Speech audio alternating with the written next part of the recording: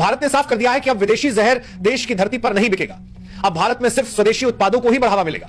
Coca Cola, Pepsi, Mirinda, 7 up और तमाम तरह के विदेशी कोल्ड ड्रिंक्स पर भारत ने ताला जड़ दिया है। सरकार ने कंपनियों को लिखित अल्टीमेटम जारी कर दिया है कि वे तुरंत अपना कारोबार समेटें और भारत छोड़ दें।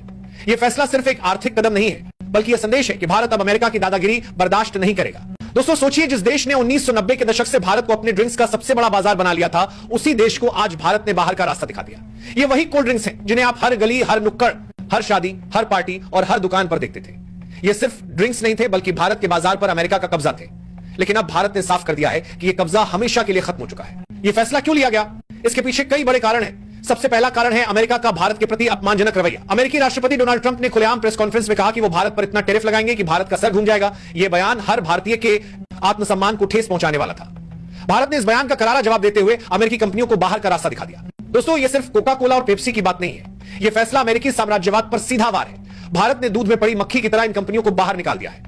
अमेरिका की कंपनियों ने भारत को सिर्फ एक बाजार समझा था, लेकिन अब भारत ने दिखा दिया कि यहां का बाजार केवल भारत का है और यहां सिर्फ स्वदेशी चलेगा। भारत का यह कदम अमेरिका की पूरी अर्थव्यवस्था को डगमगा देने वाला है। अमेरिका की फूड प्रोसेसिंग इंडस्ट्रीज और स्टॉक मार्केट में अचानक गिरावट दर्ज की गई। इन कंपनियों के शेयरों की वैल्यू धड़ाम से नीचे गिरी और निवेशकों के अरबों डॉलर डूब गए। यह अपुष्टि गिरावट की जान की जाए। वही कंपनियां थीं जो भारत को अपना गोल्डन मार्केट मानती थी, लेकिन अब उनकी कमाई का सबसे बड़ा जरिया बंद हो चुका है। इतना ही नहीं, भारत ने सिर्फ कोल्ड ड्रिंक्स पर ही वॉर नहीं किया, भारत ने अमेरिकी सोयाबीन और कैलिफोर्निया बादाम की खेत भी लौटा दी। भारत ने साफ कर दिया है कि अब विदेशी कंपनियों के लिए यहां कोई जगह नहीं होगी। अब सिर्फ भारतीय किसान और भारतीय कंपनियां यहां का बाजार संभालेगी।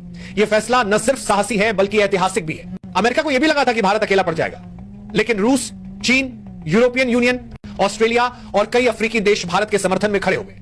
रूस ने तो यहां तक कह दिया कि अगर भारत चाहे तो अब से डॉलर में व्यापार करने की जरूरत नहीं है। भारत और रूस सीधे रुपये और रूबल में व्यापार करेंगे।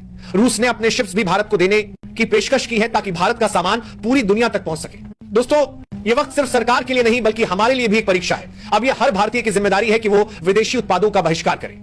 अगर आप आज भी कोका कोला या पेप्सी पी रहे हैं, तो याद रखिए कि आपकी जेब से निकला पैसा सीधे अमेरिका की अर्थव्यवस्था को मजबूत कर रहा है। वही अमेरिका जो हमारे किसानों की मेहनत पर 50% टैरिफ लगाकर उन्हें बर्बाद करना चाहता है।